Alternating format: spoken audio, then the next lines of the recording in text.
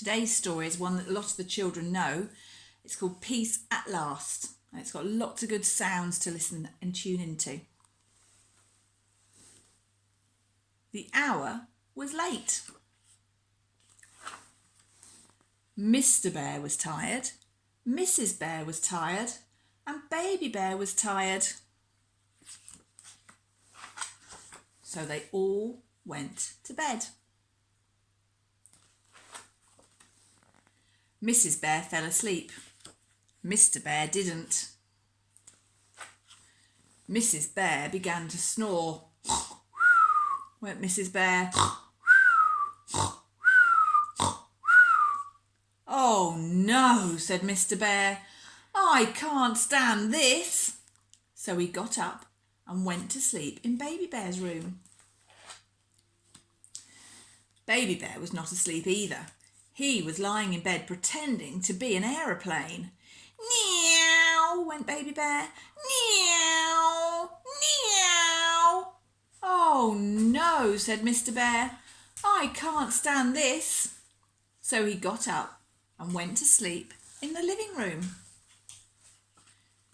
Tick-tock went the living room clock. Tick-tock, tick-tock, cuckoo, cuckoo. "Oh no," said Mr. Bear. "I can't stand this." So he went off to sleep in the kitchen. Drip, drip went the leaky kitchen tap. Went the refrigerator. "Oh no," said Mr. Bear. "I can't stand this." So he got up and went to sleep in the garden. Well, you would not believe what noises there are in the garden at night. Twit-twoo, went the owl. Snuffle, snuffle, went the hedgehog. Meow, sang the cats on the wall. "Oh no," said Mr. Bear. "I can't stand this." So he went off to sleep in the car. It was cold in the car and uncomfortable, but Mr. Bear was so tired that he didn't notice. He was just falling asleep when all the birds started to sing and the sun peeped in at the window. Tweet, tweet, went the birds. Shine, shine, went the sun. "Oh no," said Mr. Bear. "I can't stand this." So he got up and went back into the house. In the house, Baby Bear was fast asleep, and Mrs. Bear had turned over and wasn't snoring any more. Mr. Bear got into bed and closed his eyes. "Peace at last," he said to himself. Brrr, went the alarm clock. Brrr. Mrs. Bear sat up and rubbed her eyes.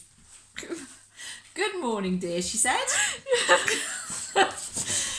Sorry, my dog really likes that sound and she's come to join in too.